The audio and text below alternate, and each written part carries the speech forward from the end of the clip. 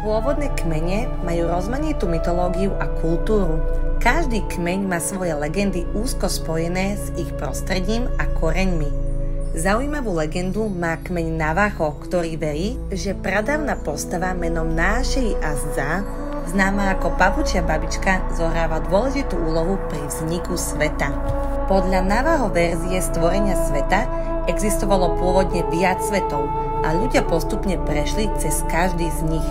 Pavučia babička ich postupne viedla do súčasného sveta, ktorý je svetom rovnováhy a pokračuje to v učení ľudí, ako žiť v súlade s prírodou. Používala svoje pavučiny na vytvorenie mostov medzi svetmi a ochraňovala ľudí počas ich cesty. Podľa legendy naučila prvých ľudí umeniu tkania, ktoré symbolizuje prepojenie všetkých aspektov života.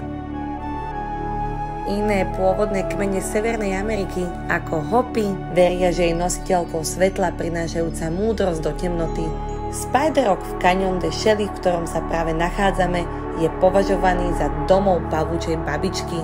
Táto obrovská skalná formácia je nielen prírodným zázrakom, ale i duchovným miestom, kde sa verí, že táto postava stále žije a dohliada na kmeň Navajo.